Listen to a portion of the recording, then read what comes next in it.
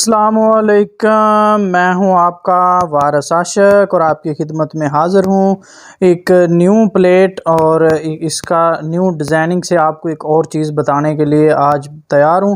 ये मेरे पास एक ब्लैक कलर की प्लेट है जिसके ऊपर मोनो और 185 लिखा हुआ है, जो इसके अंदर प्रिंट है।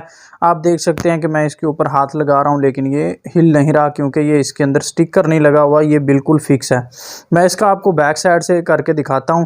ये मेरे पास रिपेयरिंग के लिए आई थी और इसका जो रेक्टिफायर्स का ये तार टूटी हुई थी, तो मेरे पास तो सिर्फ इसलिए आई थी। तो सोचा आपके लिए, आप दोस्तों के लिए एक वीडियो बना दूं ताकि आप जो लोग हैं इस चीज़ से होशियार रहें और कभी परेशान ना हो इस चीज़ से कि यार वारिस भाई ने तो इतनी वीडियो बनाई है लेकिन इसमें ये तो बताया ही नहीं कि यार इसमें नकल और असल में क्या फ़र्क है।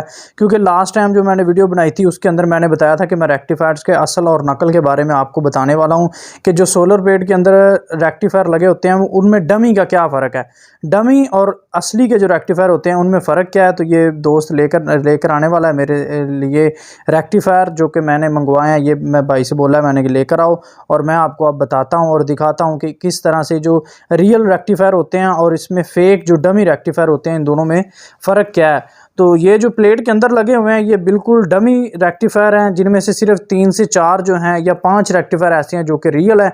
बाकी टोटल जो रेक्टिफायर लगे हुए हैं वो सब डमी लगे हुए हैं भाई। डमी का मतलब है सिर्फ प्लास्टिक है और साथ में उसके अंदर सिर्फ एक वायर गुजारी गई है जो कि सिर्फ करंट को एक से दूसरी जगहों में पास करती है। लेकिन जो है आप बोलें कि इसमें करंट आएगा तो ये करंट सिर्फ वायर के लिए उन्होंने डाला हुआ है, बाकी इसके अंदर कोई इसका अमल दखल नहीं है। आप देखिए मैं आपको अभी दिखाता हूँ। ये मेरे पास तो सिर्फ ये तार टूटने की वजह से मेरे पास प्लेट आई थी। तो ये देखिए जो सारे रेक्टिफायर जो हैं ये हिल रहे हैं क्योंकि इनके अंदर सिर्फ तार के साथ ये कनेक्ट है, बाकी इसके ऊपर कुछ भी नहीं लगा हुआ। और ये देखिए मैं आपको अब पिघला के दिखाने वाला हूँ कि ये जो डमी रेक्टिफायर हैं इसमें फ़र्क किस तरह से आप चेक कर सकते हैं। तो दोस्तों ये देखिए ये मैं जो ही इसके ऊपर मैंने ये लगाया काविया तो वो पिघलना शुरू हो गया और उसकी आवाज़ भी कुछ अजीब सी थी। तो अब ये जो पत्थर की तरह के रेक्टिफायर होते हैं ये रियल वाले रेक्टिफायर हैं। अब ये बाकी सारे इसके डमी लगे हुए हैं, मैं आपको सब के ऊपर ये काविया रख के चेक करवा रहा हूँ। उसके ऊपर आप काविया रखेंगे तो ये वो फौरी पिघलना स्टार्ट हो जाएगा, और जबकि इसके ऊपर चाहे आप जितना मर्जी काविया रखें ये पिघलेगा नहीं और ख़राब भी नहीं होगा। वो रेक्टिफायर आप देख रहे हैं कि हिल भी रहे हैं और साथ में जो पिघल भी रहे हैं, टोटल के टोटल सारे ख़राब हैं।